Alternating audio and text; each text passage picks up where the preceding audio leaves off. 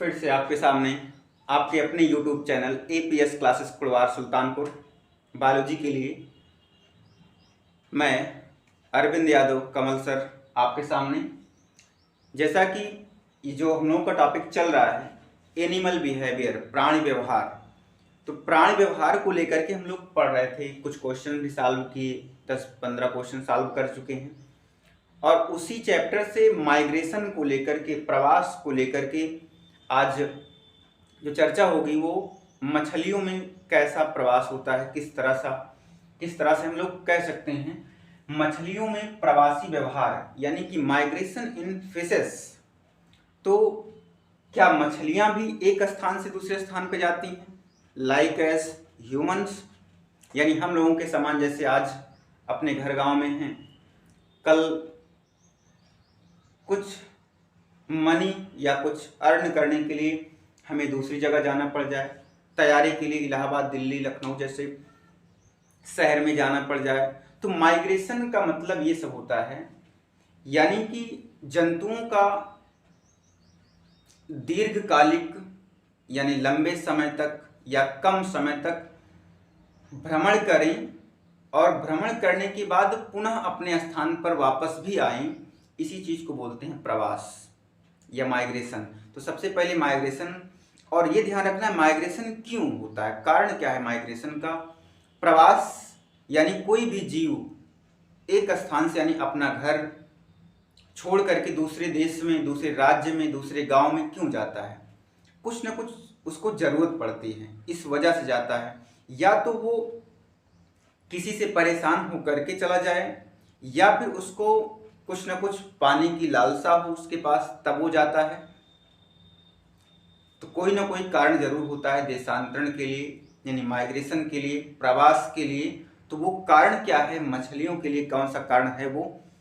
तो देखिए, जैसे मछलियों में प्रवासी व्यवहार, तो हमें प्रवास समझ में आया कि यानी कि जंतुओं का एक स्थान से दूसरे स्थान पर भ्रमण करना और भ्रमण करने के बाद पुनः अपने स्थान पर वापस आना ही माइग्रेशन कहलाता है, प्रवासन या प्रवास कहलाता है। ठीक है, तो प्रवास का कारण क्या है? तो प्रवास का कारण है जनन हो सकता है, ठीक है, हैबिटाट भी हो सकता है, पोषण हो सकता है, मतलब उनको खाना पानी अगर एक जगह पे नहीं मिल रहा है तो अगली जगह पे जाएंगे तो हो सकता है वहां पर मिल जाए।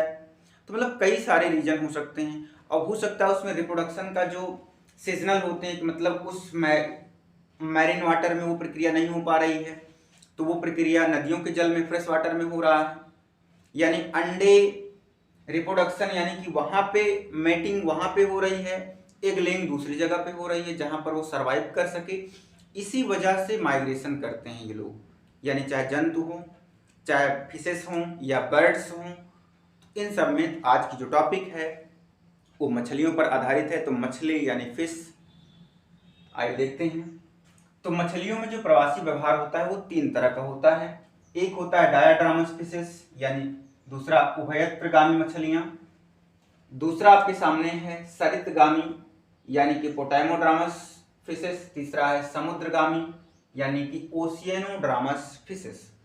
तो 3 तरह की मछलियां आपके सामने हैं। तो जो डायाड्रामस होता है, डायाड्रामस, आपको जो प्रवास के लिए 3 शब्द याद रखने हैं भाई, वो 3 क्या है? एक तो उनका भोजन हो सकता है, ठीक है, तीसरा जनन हो सकता है, और वहां पर पोषण और जनन। तो मोस्टली ये आपको याद रखना, मतलब अगर माइग्रेशन होगा तो वजह यही होगी, मतलब किसी भी जीव का माइग्रेशन कुछ ना कुछ वजह दे करके ही जाता है, छोड़ करके ही जाता है। तो आइए देखते हैं पहला डायाड्रामस फिशेस क्या होती हैं। तो डायाड्रामस फिशेस यानी कि ऐसी मछलियां हैं या वे मछलियां जो स्वच्छ जल से समुद्र की ओर प्रवास करती हैं। मतलब हम कहें कि नदियों से वो समुद्र की ओर, यानी स्वच्छ जल से समुद्र यानी खारे पानी की ओर प्रवास करती हैं, ऐसी मछलियों को डायाड्रामस कहते हैं। और ये आपको ध्यान रखना है कि टीजीटी और पीजीटी, मोस्टली पीजीटी के एग्जाम में इस एनिमल बिहेवियर से, मछली से और बर्ड से लेकर के 1 या 2 क्वेश्चन, एक क्वेश्चन तो श्योर ही है कि वो आएगा जरूर और आता भी है। 2 क्वेश्चन या 3 क्वेश्चन बन जाए तो बहुत अच्छी बात है। तो डायाड्रामस में क्या होगा, यानी कि स्वच्छ जल से समुद्र की ओर जाएंगी, प्रवास करेंगी मछलियां, तो उसे बोलेंगे डायाड्रामस। ठीक है। दूसरा है सरितगामी। पहले इसी को देख लेते हैं हम लोग, जो डायाड्रामस है। तो डायाड्रामस जो है वो 3 पार्ट में बटा हुआ है।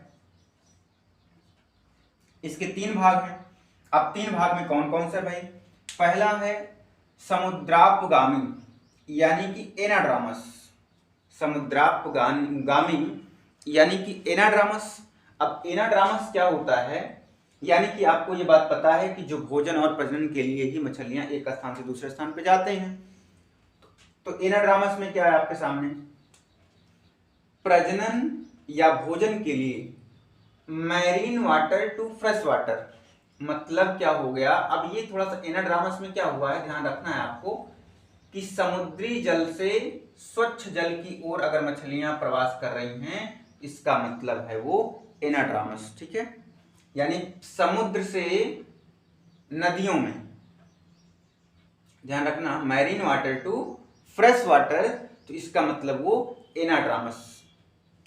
उसमें एग्जाम्पल कौन है, सालमन मछली है और हिल्सा है। ठीक है ना। एग्जाम्पल आप याद रखेंगे क्योंकि कभी कभी एग्जाम्पल देकर के ही क्वेश्चन पूछ लेता है। दूसरा है आपके सामने समुद्राभिगामी यानी कैटाड्रामस, जस्ट उल्टा हो गया। यानी कि ये क्या है, कैटाड्रामस का किसका है, एनाड्रामस का उल्टा है। जैसे इसमें क्या है, स्वच्छ जल से समुद्र की ओर जाएंगे, और इसमें क्या था, समुद्र से स्वच्छ जल की ओर। तो मतलब थोड़ा सा अच्छे से देखिए, अच्छे से समझिए इसको, बात बिल्कुल समझ में आएगी, आप समझते रहिए क्या है कैसे। तो स्वच्छ जल से आप समुद्र की ओर जाएंगे यानी मछलियां जाएंगी, उसे बोला जाएगा कैटाड्रामस। इसका एग्जाम्पल अमेरिकी ईल है, आप एग्जाम्पल याद रखेंगे ईल मछली को। ठीक है। फिर उसके बाद तीसरा जो है आपके सामने उभयगामी यानी एम्फीड्रामस। क्या होता है, अब एम्फी आप समझ पा रहे हैं, एम्फी का मतलब जो दोनों ओर, दोनों का मतलब आपके सामने लिखा गया दोनों ओर यानी दोनों तरफ। अब दोनों तरफ का मतलब किस तरफ, एक बार क्या करे, समुद्र से स्वच्छ जल की ओर जाए, दोनों काम, समुद्र से स्वच्छ जल की ओर भी जा सकती है मछलियां और स्वच्छ जल से समुद्र की ओर भी जा सकती हैं। ठीक है। यानी समुद्र से स्वच्छ जल की ओर और स्वच्छ जल से समुद्र की ओर ये मछलियां प्रवास कर सकती हैं। ऐसी मछलियों को एम्फीड्रामस मछली कहते हैं।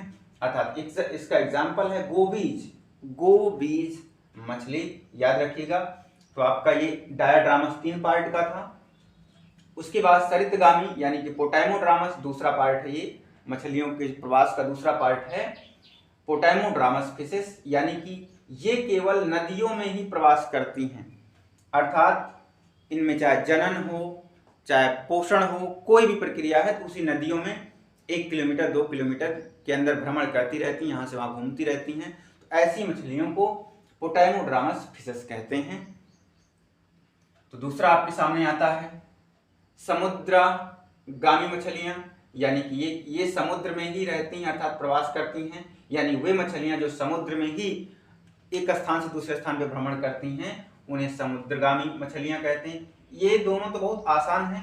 आपको जो क्वेश्चन मिलेंगे वो एनाड्रामस, कैटाड्रामस और एम्फीड्रामस से क्वेश्चन, यहीं से क्वेश्चन मिलना है। आप इनको जरूर अच्छे से रिवाइज करें, पढ़ें। और नेक्स्ट वीडियो में आपको पक्षियों में माइग्रेशन लगभग 6 तरह का होता है, उसके बारे में चर्चा होगी। आप वीडियो को लाइक, शेयर और सब्सक्राइब जरूर करें। पहली बार में सब्सक्राइब जरूर करें। Next topic migration in birds, बड़े अच्छे से वो क्लियर कंफर्म, उसके जो 6 टाइप हैं आपको अच्छे से समझ में आएगा। आज के लिए इतना ही। लाइक करना ना भूलें। धन्यवाद।